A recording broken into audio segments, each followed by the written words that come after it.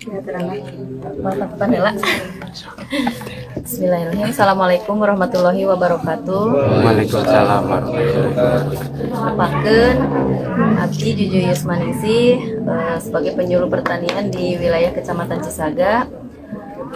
Cerita yang diangkat yaitu dari peningkatan produksi jagung hibrida, utamanya berkolaborasi dengan kegiatan atau program ketahanan pangan di desa. Dari kegiatan dari program IPDM-IP kemarin, hal yang paling menonjol gitu dan yang dapat dikomunikasikan kepada pihak desa tentunya dari dampak dari program-program itu, dari kegiatan-kegiatan yang kita lakukan. Nah, kebetulan di Kecamatan Cisaga yang menjadi daerah atau program IPDM-IP ini ada 3 desa. Satu Danasari, yang kedua Tanjung Jaya, ketiga Desa Kepel. Nah, dari ketiga desa ini, yang Desa Danasari sama Desa Tanjung Jaya itu melakukan kegiatan sekolah lapang padi sama jagung. Nah, yang satu desa Desa Kepel hanya melaksanakan satu kegiatan sekolah lapang di komoditasnya komoditas jagung. Nah, kenapa diambil cerita kita berkolaborasi dengan pihak desa? Karena dampak dari setelah kegiatan sekolah lapang, terutamanya ini dijadikan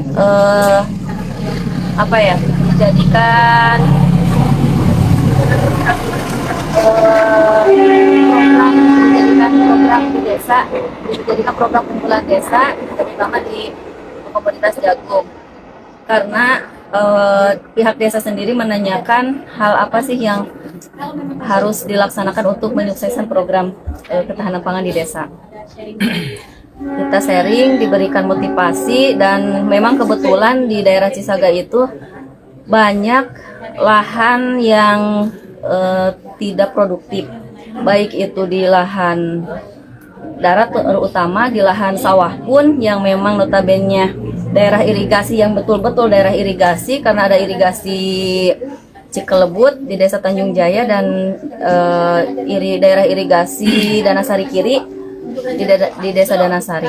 Nah, jadi lahan sawah pun yang memang statusnya lahan sawah irigasi, tetap ada saja lahan sawah yang tidak digunakan karena tidak terairi secara maksimal.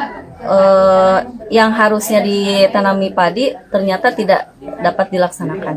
Nah, setelah diberikan motivasi, pihak desa alhamdulillah memberikan peluang kepada para petani, pada kelompok untuk mengucurkan dana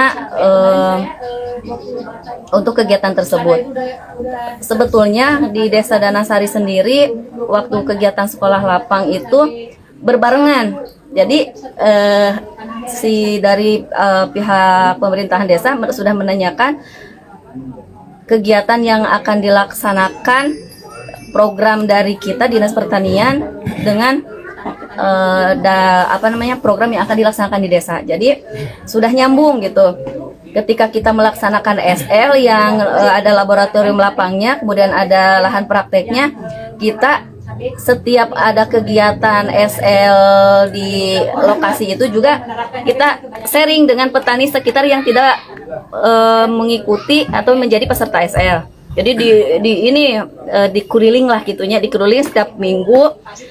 Misalkan ke petani dusun ini, keduanya ke dusun lain lagi, gitu dengan seterusnya.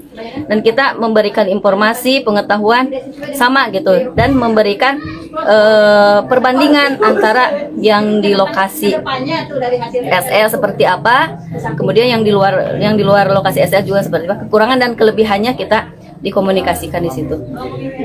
Sampai sekarang kegiatan itu di Desa Danasari terus berjalan. Kemudian penambahan dari luasan juga ada, dan penambahan dari petaninya juga ada. Nah, untuk di Desa Tanjung Jaya sendiri, karena itu juga merupakan sebetulnya lahannya lahan sawah irigasi yang memang betul-betul seharusnya terairi dan dapat dimaksimalkan untuk menanam padi, namun tidak seperti itu. Jadi lahan sawah yang tidak bisa digunakan untuk budidaya padi, jadi kami arahkan untuk ke sana ke penanaman jagung. Daripada kita berpikir nanti jadi alih fungsi gitu Pak, seueur anu ayeuna diantenkeun deui lahan tanaman keras, balalakan albu deui gitu kan Pak. Nah, kebetulan kemarin ada lahan perkebunan PTPN yang ditebang, penebangan gitu kan, katanya yang HGU-nya sudah habis. Nah, jadi kita didanai oleh dana desa seluas 5 hektar. Alhamdulillah sudah berjalan dan sudah panen. Hanya saja sekarang terkendala karena musim, karena itu dilaksanakan di lahan darat.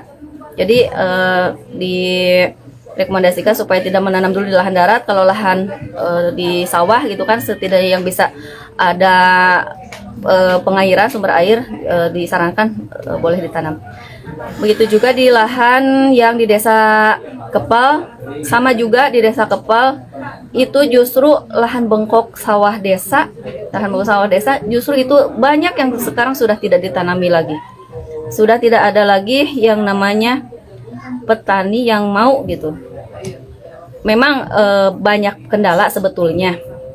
Yang pertama, karena dari musim ke musim menanam padi itu karena banyak kendala dari mulai hama, terutama kemarin waktu yang hama borong itu. Jadi banyak yang frustasi kalau kita katakan gitu. Jadi mereka itu sudah sepuh, terus biaya produksinya juga semakin naik, dari mulai pentraktoran gitu kan, biaya traktor, terus biaya pupuk gitu.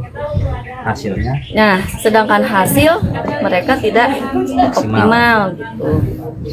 Nah, makanya disarankan supaya lahan-lahan sawah yang di situ banting setir lah gitu, dipilih komoditas yang lebih dapat menaikkan nilai gitu. Ya dipilihlah komoditas jagung ini.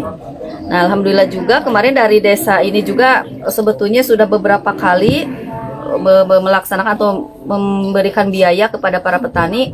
Ini dimasukkan ke kelompok ke KWT juga. Kemarin desa Kepel 2 KWT, jadi sebanyak 3 hektaran. Jadi sekarang ibu-ibu KWT itu kebanyakannya menanam di jagung, selain daripada pemanfaatan lahan pekarangan. Mungkin itu yang dapat diceritakan. Kurang lebihnya bila ada yang mau ditanyakan, bangga. Kan ini anggaran dan ada